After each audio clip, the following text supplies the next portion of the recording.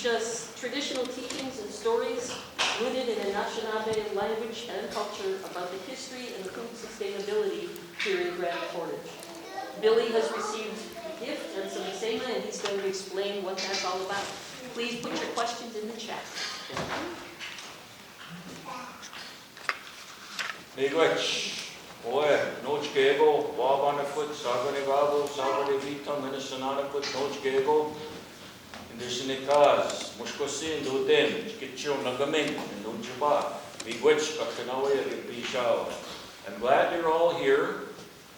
I said some of my native names, my clan, and I'm going to explain some of this, and I'm going to give some of these stories and teachings that I learned from the elders, and that I learned through my dreams and the elders and people, and it never stops.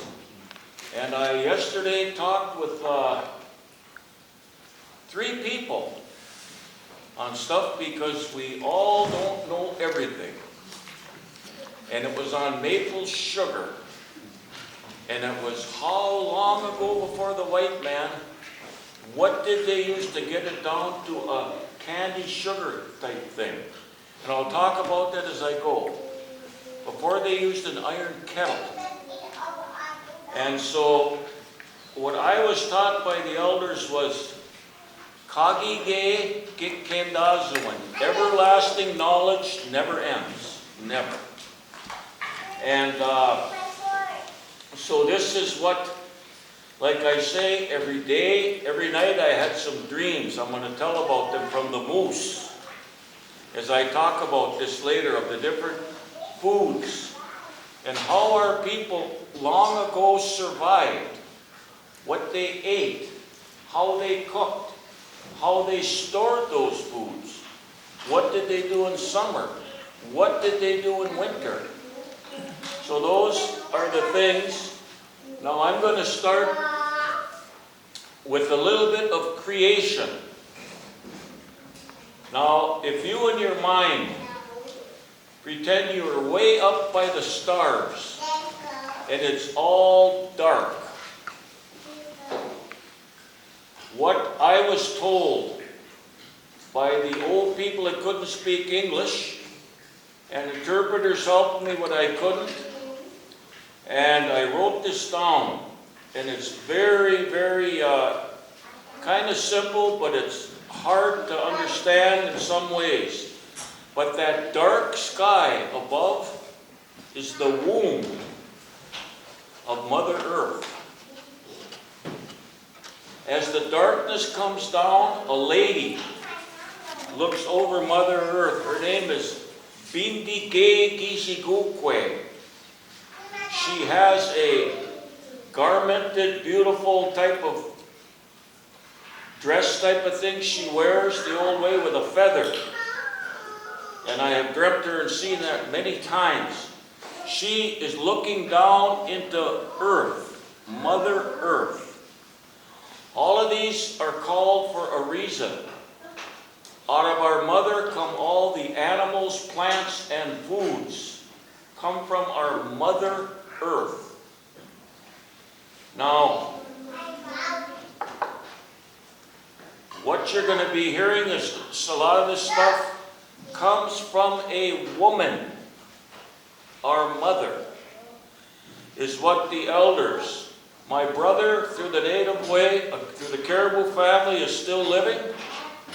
He's a first cousin, which the native way is a brother, and he can speak such good English his mother never spoke English. And he explained some of this to me. He said, my brother Billy, he says, the way my mom and dad told me, it is the darkness of the womb up there. It then comes down to the lighted earth that was born and made our Mother Earth. And he said, then, in the heavens, they made a woman first. And in that woman, they worked and worked and worked on her. And then, on one side of her was her clan. her duodame, her clan. On the other side was her guardian angel called guardian spirit. And then placed in was a soul, Ochichagwan, the soul. When the body goes back to Mother Earth, the soul goes somewhere. And he said that, in explaining to me my questions, he said that the umbilical cord is a very, very meaning thing. Who knows the word Tikanagan? A baby cradle. You ever seen the Anishinaabe? Well, all my kids were put in that.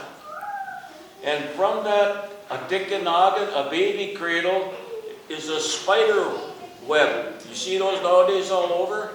That is to stop any bad dreams or bad to come to that baby. The spider came and said, I will stop any bad dreams to the Abanogia, the babies and the people. And then the spirit said, no, that is not all. The umbilical cord must be hanging on that Tikanagan. To never forget you came from your mother. Love your mother. Love your Mother Earth. And this is the way he explained it to me. Then from earth, from the soil and water, a man was made. It was already figured out how in the stars. Then a man arrived. Now this is our way. And then,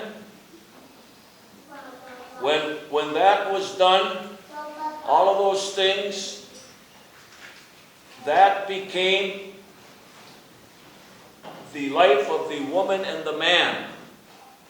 And then the Abanojiug, the babies came. They were always given an Indian name. And the reason is that what I was told by the elders, on a large, large mountain is an eagle. Why a feather is always given in an Indian name, and that feather is taken up to Gijemanitu, which means great, good-hearted God. Gijemanitu. And says, this is the name of that baby. Now, it's very important when we understand the meaning of a name and why it's given. Because each animal, plant, medicines all have a name. Mr. Blackwell here, I have no problem with saying, I don't know. Because there's so much knowledge in this word. And I asked some of the elders, I'm not going to get into it today, but when the, way back, when things were born, when Nanabuju, Wainabuju, came from the heavens down here, he and others named everything. And some of the medicines are named after the sturgeon. The sturgeon is considered the first or second oldest on earth. But I did not find out why swamp mint Namewishkuns. Namewishk. These are medicines named after the sturgeon. So I asked an elder and he said, every plant, every medicine has an Indian name and has an Adizokan, a legend, a story of where it came from and why. So these are all interesting things. Now, the last thing that was made on earth was the human. Because sometimes it knows the least, but it thinks it knows the most. Which is why they might wreck earth. But the fish, the animals, and the birds were made. There were 2 fish, 2 animals, and 2 birds. And then a lady, the Anishinaabe, a human, was made. As they were making the animals, they made one who turns white in the winter, like many, and that is a food. It is called wabus. What is that? Rabbit. You know, in school, the rabbit. And the rabbit said, the wabu said, I give meat to the other animals. I give meat to the Anishinaabe. And they said, thank you. Is that all that you're giving us? No, he said, or she said. Said, I will give you for your abanogia, the babies, something you don't have. He said, what could that be? He said, diapers. From the rabbit skin, it is done over, scraped off, and it is dried and everything. Milked Powell from Saginaw Lake in the Cook County paper on a dog sled coming across Sakanagans Lake in an all-white rabbit when he was 6 years old. I knew his mom and dad. She taught me many medicines. It took me 50 years to figure out one of them for ulcer and stomach trouble and stuff. And they had him in a white rabbit skin. So the rabbit said, I will give you a diaper for the babies. And he said, also keep moss to put in there. That is an onzion. That is a diaper. And then they thanked the rabbit. Then they looked at the rest of the animals. And they looked at the moose and the deer. And they said, we will give you meat to survive. In dreams, we will show you how to cook us. Oh, is that all you're giving us? Is that meat? And they said, no.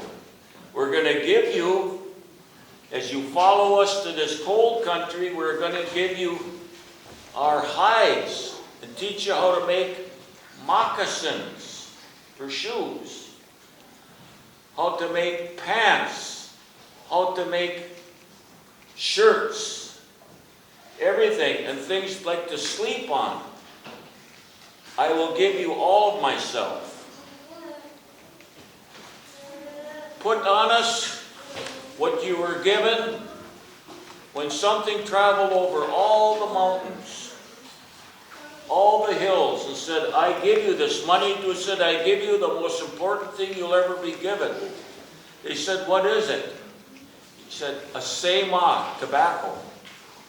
This on the Grand Portage Reservation, this is a spiritual thing that is grown every year.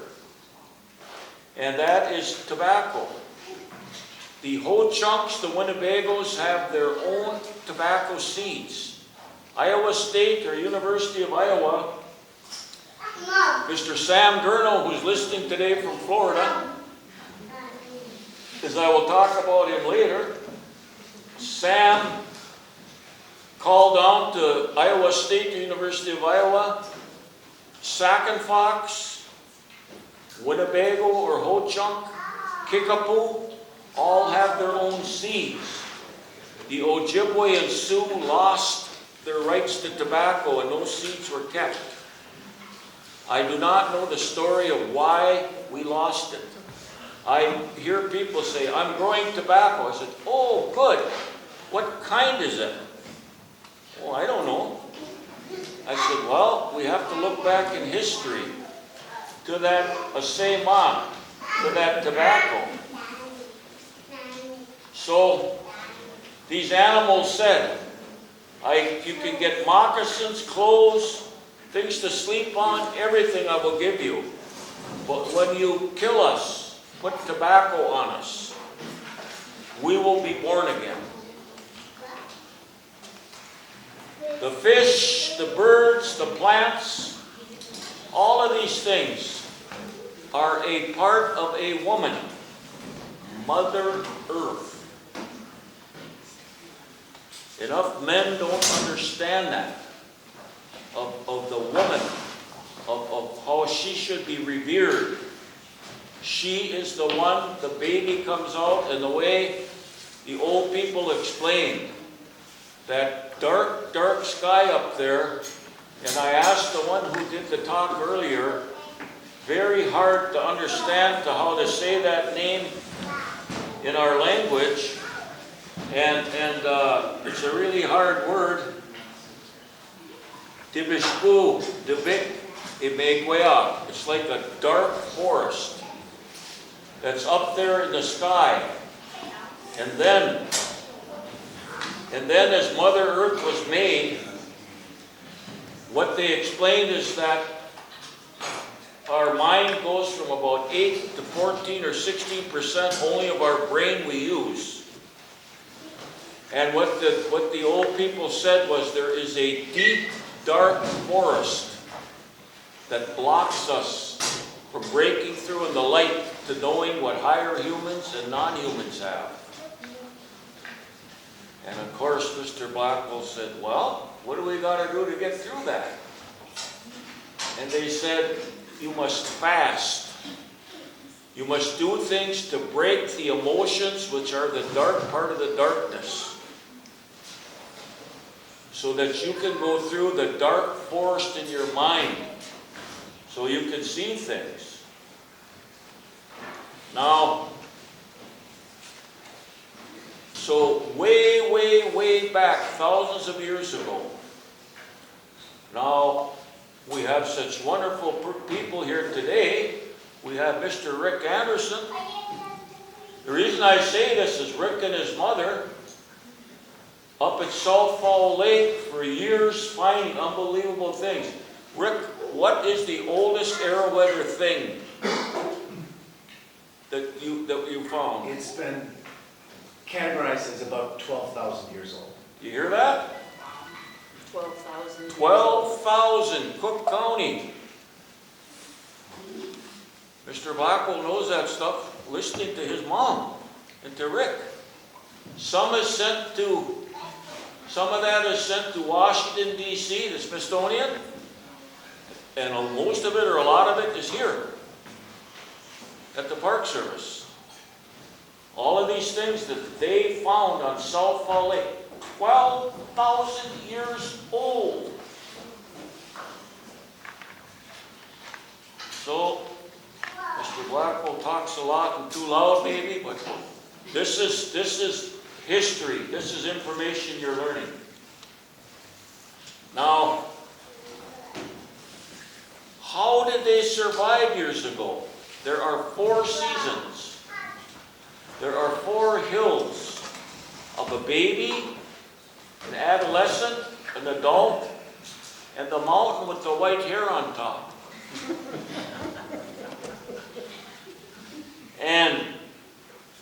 And these things are the 4 seasons. There are 4 directions, all these things. And the people had to make it through the years. And I listened to the old people tell the stories when they had a meeting for how long the seasons would be. Way back in time, these are just stories. And the old moose said, as much as the white hairs on my back. They said, no, that'll be almost all year will be winter. And then the toad said, as many fingers as I have, 6. And the toad laughed and said, I'll be sleeping underneath anyway. So that's what we have up here. Bibun.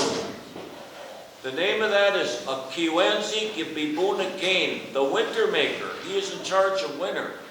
He brings a white blanket to put over the earth.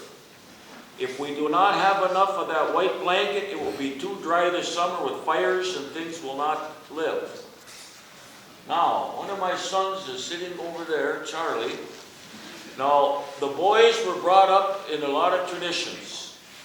If they were a winter baby, they could not pour ashes on the ground, on the snow. if they were a winter baby. That's what I was taught by the old people. So there was a lot of things with the seasons. In February is where the native people would go nowhere almost. February was a tough month. Not nowadays, because our earth is all off. But otherwise they had to hunt. The Canadians that went far, far north of Thunder Bay. And it finally came to me the other day when I talked to a guy who came to the tribal council, and the council called me to come over to listen to him. He showed from the air, he showed a trail of the caribou animal that went from Michigan all the way up 700 miles from here, 500. So the Anishinaabe followed that animal. And they didn't always, they had to go sometimes 70, 80 miles in the winter to where the game was. Now they ate many, many things, how they survived. And one of the treats was the food that grows on water that we ate tonight. What is that? Wild rice, manomen. And so I asked somebody.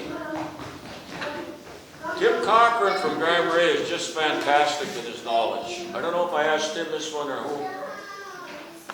How old is wild rice? He said, well, we know it's at least 4,000 or 5,000 years old. I said, oh my gosh. And so the wild rice is a gift. So I was, in the early 1970s, I was at Net Lake, which is called Anishaabe Language, a net lake. The people didn't know what it meant. They thought it was the fibers around the lake, like a net fiber. And I stayed with Kagi Benes, Everlasting Thunderbird, old man Benner. He spoke very little English, and he woke up one morning and he said in Indian to me, go get Mrs. Strong. She was a Boji married to a Strong. Have her interpret so that, Billy, you can understand all this, he told me in India. So I went and got her. He said, this is to be given to the school, to our people, so they know where they're living. He said, long ago, and Tim Cochran figured out, same as Grand Portage, around the 1200s or early 1300s in the last migration. And what he said was, the people had a dream of the highest wild rice, a lake completely filled with it. So they said 6 canoes searched all over. They came to a Thunder Mountain, which is Virginia today. They came to the Thunder Mountain.